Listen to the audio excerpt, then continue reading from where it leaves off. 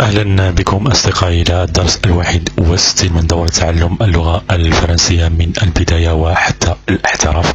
معكم فؤاد. في هذا الدرس 61 سنواصل أزمنة الانديكاتيف. اليوم سنتناول لو فيتور أونتيريور. في الدرس السابق تناولنا لو فيتور سامبل، المستقبل البسيط، وتعلمنا بعض الملاحظات، كيف نشكله، متى نستعمله. اليوم سنتناول الزمن الآخر مهم كذلك، ولكن هو سهل كذلك. هذا سهل جدا جدا. لو فيتور أونتيريور فقط، ركزوا الأمور سهلة إن شاء الله.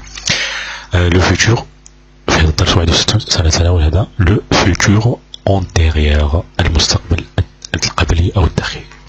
بكل بساطة ماذا نعني به؟ une action future avant une autre action future. نستعمل المستقبل القبلي أو لو فيتور أونتيريور في جملة تكون من شطرين. الشطر الأول معنى، يعني يكون الفعل القبلي مصرفا في لو فيتور أونتيريور، وما بعده يكون غالبا في فيتور سامبل. يعني لو فيتور ما هو؟ لو فيتور أونتيريور إن أكسيون. فيتور هو زمن مستقبل الذي يقع avant une autre action future، الذي يقع قبل كذلك زمن آخر في المستقبل. نعطي الأمثلة هذه لنوضح. Quand j'aurais déjeuné à 8 heures, je dormais à 9 heures. عندما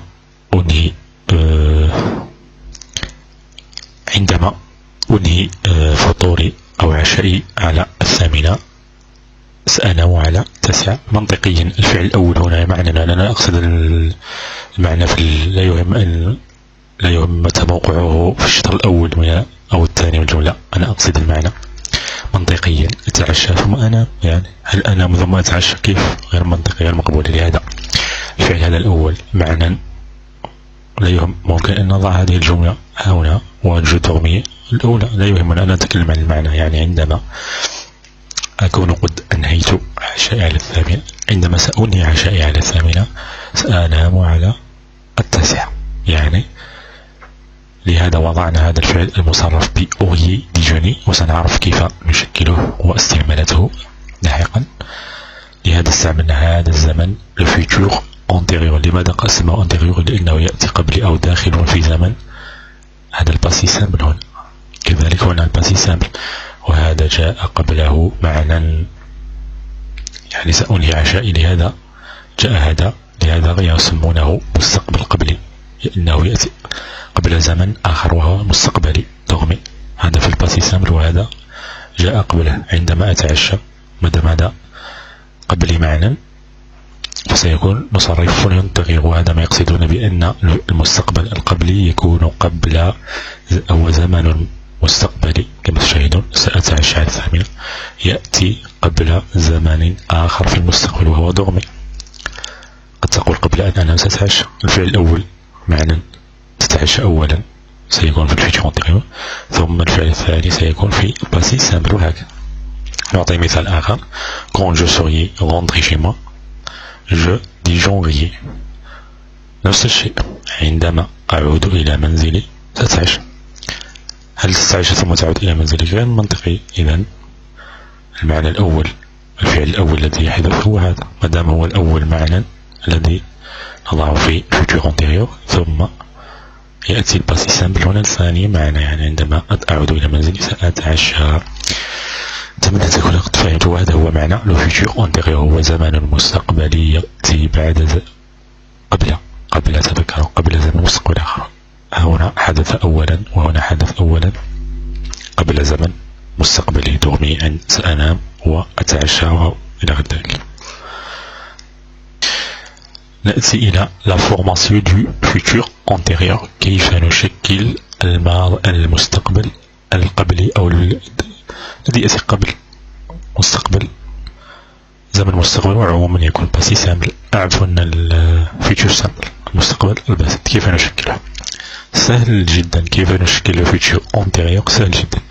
إما أدخل فعل كينوا أو أفوار مع البارتيسيباسي، وهذا الفعل يكون الفعل أدخل أو أفوار يكون مصرف في الفيتور سامبل، والفعل يكون في الباسي سامبل. ننتقل إلى أمثلة لنشرح أكثر. future simple كما قلنا، عفوا future antérieur إما يكون avoir، هذا avoir، أو être، وهذا être. مصرف في الفيتشر سامبل، هذا مصرف في الفيتشر سامبل، ومصرف في الفيتشر سامبل يكون مع فعل بارتيسيباسي، وقد درسنا في فعل بارتيسيباسي كما تشاهدون. بارتيسيباسي أعيد وأكررها، هو ليس زمن بل هو تركيبة تساعدنا على تشكيل أزمنة أخرى، وقد رأينا بأننا نشكله مع الباسي كومبوزي بلوسكو بارفي، والآن كذلك. ومن لا يعرف البارتيسيباسي يذهب إلى درس بارتيسيباسي ليعرف ما نقصد. هو ليس زمن هذا بل تركيبة تساعدنا. هذا بارتيسيباسي، وهذا أفوا مصرف في الفيتشر، وهذا الزمن كاملا يعني وشاملا يشكل لنا الفيتشر أنتيريور.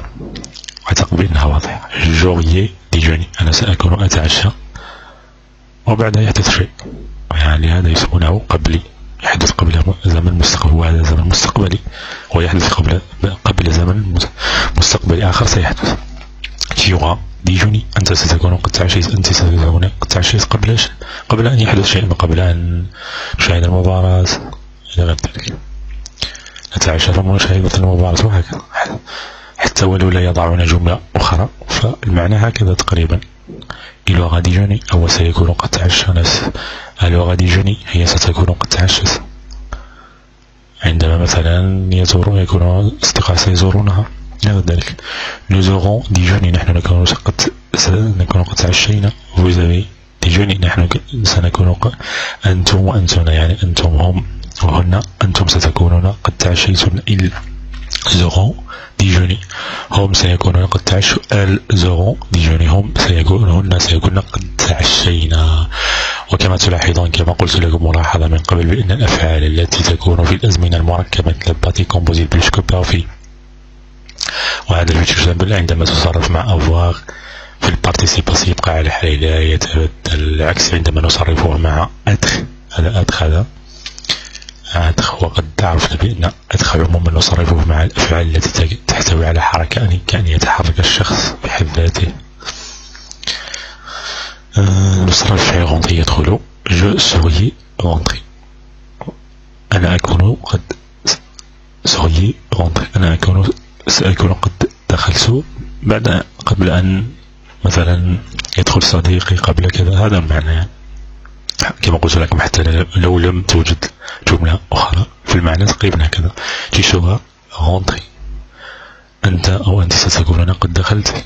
il sera rentré، هي أو سيكون قد دخل. وكما تشاهدون بأن il هو مصرف مع أدخ في الفيتشر سامبل، هو البارتيسيباسي فقط كما تشاهدون.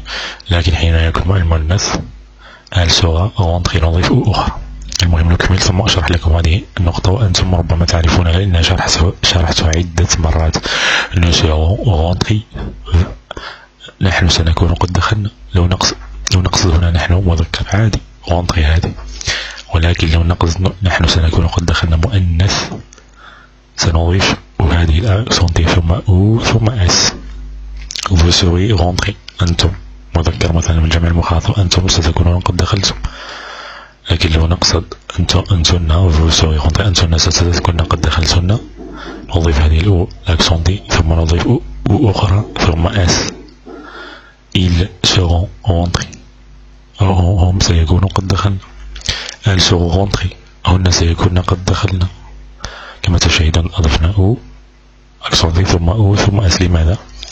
لأن هذه جمع غائب. وكما قلنا الأفعال التي تكون مصرفة مركبة مثل الباسي كومبوزي بلوسكو بارفي وهذا الفيتشر أنتيريور عندما تصرف مع أفواغ بارتيسيباسي يبقى على حاله، لا يهم الجمع، لا يهم المؤنث هنا ولا المؤنث والجمع هنا، عادي تبقى النهايات كما هي كما تشاهد أكسنتي فقط.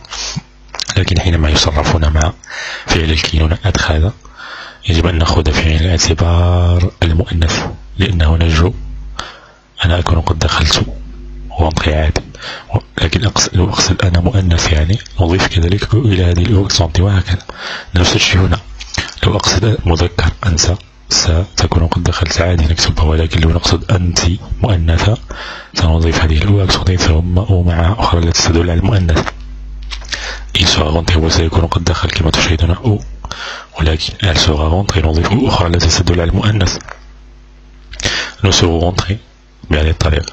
هذه الجمع نحن، الجمع نحن المذكر، ولكن لو نقصد nous serons rentrés نحن كمؤنث نضيف هذه الأو أكسنتي ثم الأو ثم الأس. vous نفس الشيء، أنتم vous serez rentrés، أنتم ستكونون قد دخلتم، وأس التي تدل على المذكر والجمع، مذكر المخاطب الجمع.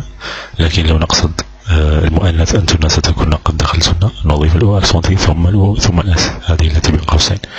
ils seront rentrés نفس الشيء، نضيف أو أكسنتي التي تدل على المذكر ثم الأس التي تدل على الجمع، لكن لما يكون مؤنث نضيف أو أخرى، هذه المؤنث الغائب الجمع.